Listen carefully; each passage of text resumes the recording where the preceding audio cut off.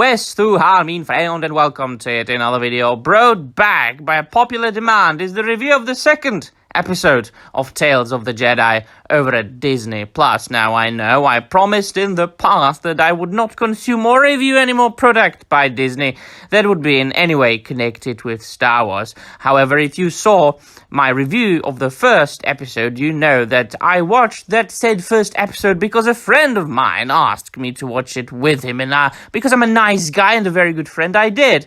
Of course, I almost fell asleep watching the first episode, but people in the comments down below said that the rest of the episodes were much better than the first one, that I should review it. Well, what wouldn't I do for my dear viewers, for my dear followers? And I have to say that the second episode is much better. Of course, I do suggest that if you want to enjoy something that would be called Tales of the Jedi, do go back and read the old Dark Horse comic books, which are now being reprinted in the collected editions by Marvel Comics under the Epic Line collection. Or just go back and buy the back issues. It's much, much better entertainment. Good old canon stories, which are, of course, now being called the Legends. However, if we look at the second episode of the new Disney TV show, we have to say that this particular episode is good. It does not contradict any canon. It does not contradict the old canon, which has been labeled Legends. It does not even contradict the new Disney canon, because we know by now that Disney famously, well, they are contradicting and breaking their own law, their own canon, as could be observed in, for example, the Obi-Wan Kenobi TV show. No, here we are only focusing on a very short chapter from the life of two famous Jedi Knights. Now, before I start the review, there will be some spoilers, so if you do not want this episode to be spoiled for you, go and watch it and then come back to this review.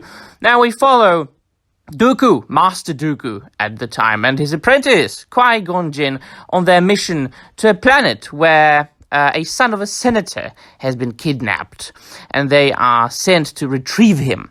So they arrive there, and they find the place, the village, the surrounding area in a very desolate state. A very, very bad condition. Everything looks very ragged. Everything looks depleted and not pleasant at all. They go into a tavern to meet the inhabitants of the village, and they look the same, as if they had been starving and suffering for a long time. And gradually, we get to know that these are the very people who kidnapped the senator's son, and they take the two Jedi to the son of the senator, and of course, we get to know that it was all the fault of the senator, who has been deliberately starving the people and neglecting the planet and its inhabitants. And the only way that the inhabitants thought they could get the senator's attention and pity, and that he could change his ways, were kidnapping his son. Well, they were wrong and right at the same time. So the Jedi are dealing with the matter. They are investigating everything. And then, of course, the senator arrives, because we need some struggle, some resolution, some action. He arrives with his men, with his soldiers, with his guards and army. And so the Jedi go out of the barn, and we get to know that one of the villagers, she has betrayed everybody, and she has kind of invited the senator to arrive, and she ratted on the rest of the villagers, so that the senator tells the Jedi, take my son from them, give him to us. And Count Dooku goes, well, not Count Dooku, but now is Master Dooku still. We are not done investigating yet, because he sees that it is all the fault of the senator, and he is a good Jedi Knight at this point, and he wants to help the people. And he sees the corrupt senator as being the baddie, which of course, he is an evil, corrupt politician. And there is, of course, a fight which ensues, and the Senator's men, they are starting to shoot their blasters, and the villagers as well. The Jedi are protecting the villagers with their lightsabers, but alas, of course, some of them fall all the same.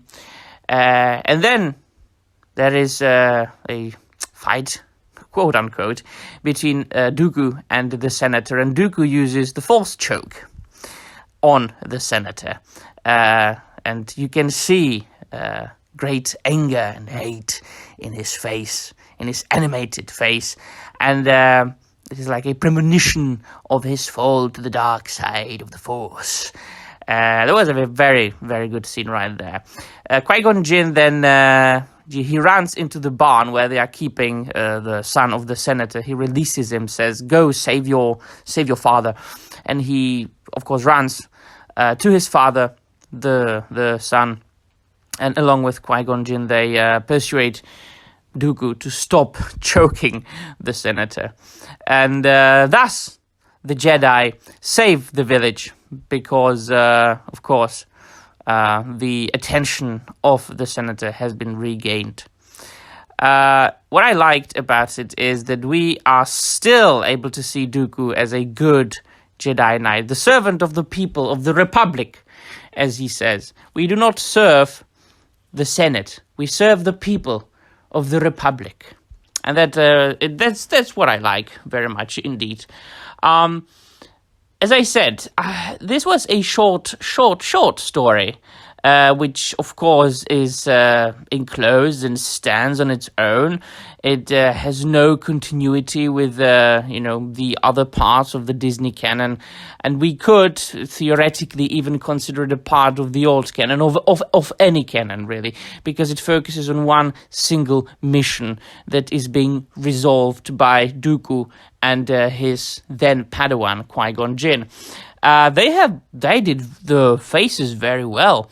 I mean, they depicted the young beardless Qui-Gon Jinn very well. He really looked like Liam Neeson being all animated and stuff, which I appreciated very well. Less so with Count Dooku. You can still recognize that it was Count Dooku, much younger, with dark hair and beardless. And at one point, I have to say, when he was force choking the Senator with his hand all outstretched, and he was already wearing his robes. He never wore like Jedi robes in this version, in this canon. He was wearing already what he was wearing in the Attack of the Clones and the Clone Wars and the Revenge of the Sith. He looked like Dracula, and of course, Christopher Lee famously portrayed Dracula multiple times in the old Hammer horror films, and so that's what I appreciated. It was much better, obviously, than the first episode. Far from being perfect, far from being like the perfect Star Wars entertainment, which we know from the old canon and the old films, but it was good. It was nice to see, well, our beloved characters that are part of the old canon. No characters that would jump out of the Disney canon or that would be thought out by unskilled, untalented writers or directors that have been hired by Disney. No, it's good old Qui-Gon Jinn, young.